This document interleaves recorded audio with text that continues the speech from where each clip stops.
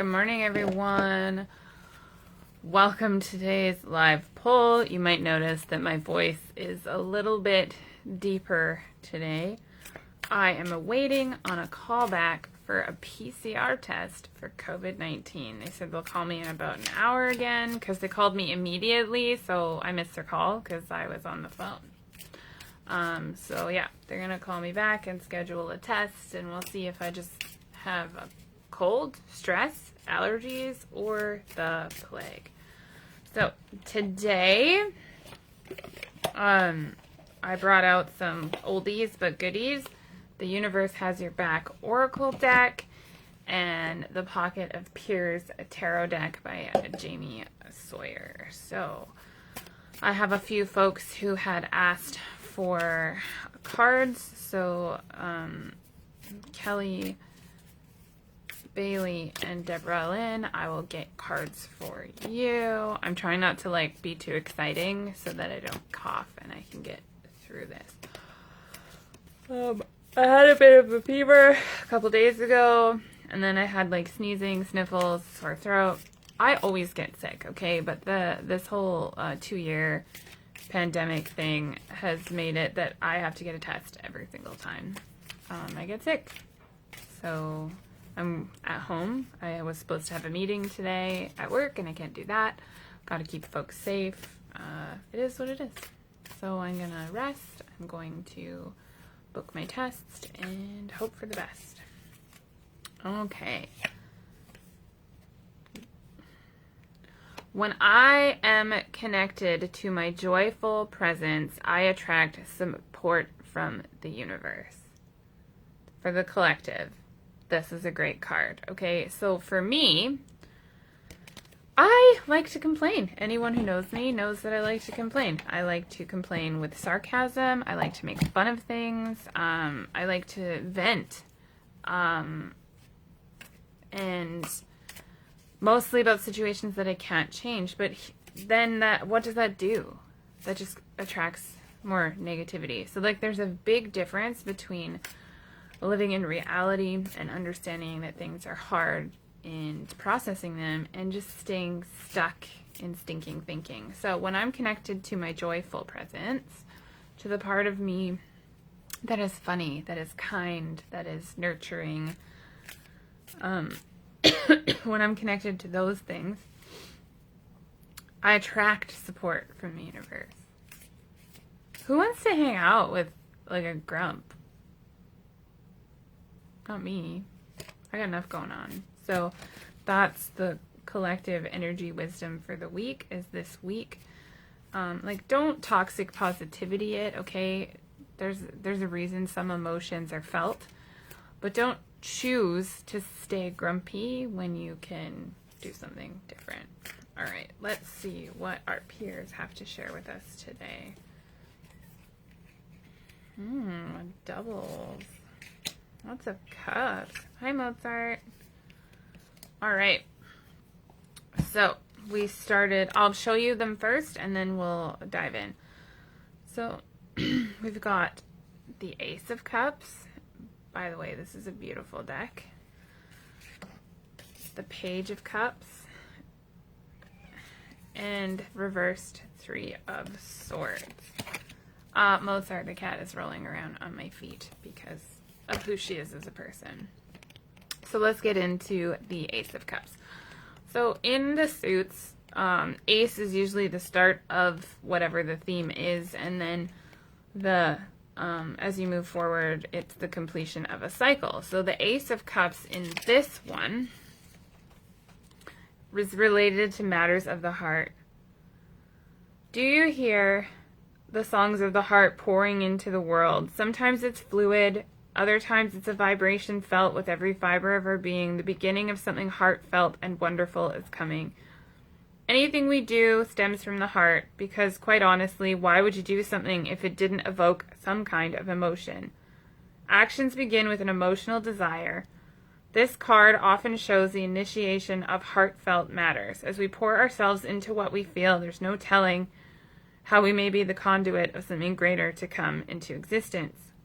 Points to ponder. The world is a fertile garden, and we become the water to help things grow. What are you pouring yourself into? What are you creating? Do you share your gifts with the world? What do you desire? What things fill the voids in your heart and leave you heavy with emotions, feeling all the feels? Be careful what you wish for. You just might get it. Allow yourself to flow with endless possibility. Okay. So in the context of that, joy draws in support from the universe, right? I'm sensing that this week we need to remember that it's okay to have joy with everything that's going on, with the sickness, with the literal war, with the resurgence, or just boldness of hate that is going on in the world. It's okay to still have joy. It's okay to still laugh. It's okay to still love. It's okay to enjoy the flowers. It's okay to have fun. You're not a bad person because you have balance. Page of Cups. There are wonderments in life that need to be shared, observing the small moments that fill our cups. Not everything huge is ushered in through massive shifts in one's paradigm. More often than not, it's the little connecting experience that paint the bigger picture. Enjoy this moment of inspiration. Get lost in the aroma of the tea in your cup. Where does it bring you? What messages might you be receiving? Meditate on what makes you happy and the many things for which you are grateful. This is the perfect way to start your day. Open to the universe and everything that happened yesterday. Anything is possible. The future is but more projections of wishes yet to be fulfilled. We live in the eternal present. If we allow it, it can be a place of sheer wonder and love. Start with some observations. What does your morning routine look like? In what way does it help you start your day? How does it feel if you skip it? What are you planning? And more importantly, ask yourself, how attached are you to the outcomes and why? Take notes and be gentle with yourself. And then our friend, the swords, the reversed swords. Let's find her, shall we? Life is not always easy. Sometimes it just hurts. Remember though, swords are mental and it's not a literal piercing of the heart, even if it may feel like it. The Three of Swords can also be the beginning stage of some major transformative healing. When we identify and label what is causing us mental anguish, we can begin to sit with it and understand its origins. When it comes reversed, the clouds are disappearing. Life is starting to come into balance. Grief or sadness is experienced, so joy can be recognized. Perhaps the issue wasn't as big as it seemed, but was a catalyst for some internal housekeeping. So we're coming out of a period of intense chaos as a collective. We're coming out of a period of catastrophe after catastrophe after catastrophe, trial after trial after trial. And what did we learn?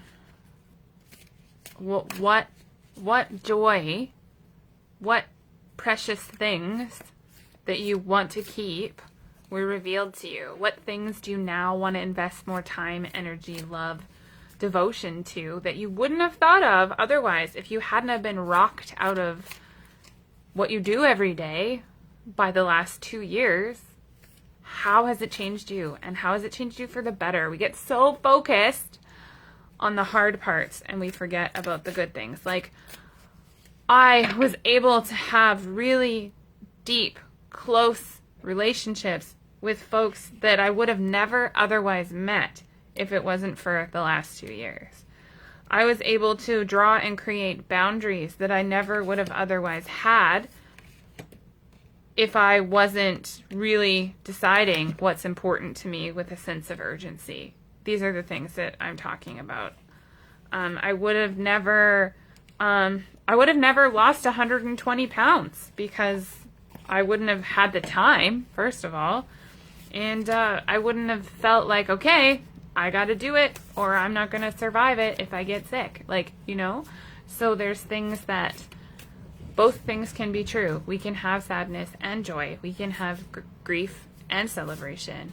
We can come through a hard time that felt like it was the worst time of our life to realize that both things are true. It was both the worst and the most transformative experience. So that's the collective message. I'm just pulling some cards for Kelly, Bailey, and Deborah Lynn. And then if you're popping on and you would like some cards, let me know. I will pull one from each deck. Oh, beautiful. Okay. Kelly, this one is for you. When I focus on my inner light, I see the world through the lens of love, and it's followed by the Chariot, which is like Pamela Unicorn. And if you're not already following her on Instagram, I highly recommend it. She is like the embodiment of joy. If you get annoyed by people, hi Keely, I'll grab one for you as well. If you get annoyed by people who are like inexplicably joyful, this person will be a grace grower for you, and I highly recommend it because that's how she's working in my life. But you got the Chariot. Full steam ahead, you're in control, even though sometimes it doesn't feel like it. Your light and your dark need to be in balance. Your strategy and your creativity, hi Haley, need to be in balance, Kelly. So if you're leaning into work and you're not leaning into a creative outlet, that's out of balance and you're going to steer into the ditch. So full steam ahead towards your goals, towards the life that you want, towards whatever it is that is calling you into this week, right? With balance and control. Okay. Next is Bailey. We've got, I do whatever it takes to be closer to consciousness. Because I know you, Bailey, I feel like this has more to do with letting go than doing things. Your doing whatever it takes is leaving things that aren't yours to pick up, which makes sense.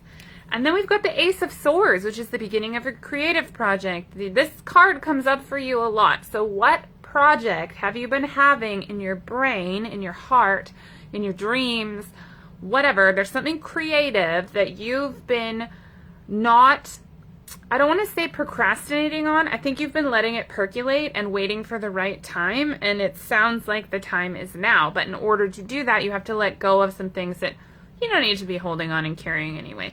So you can just do that and it will work in your favor.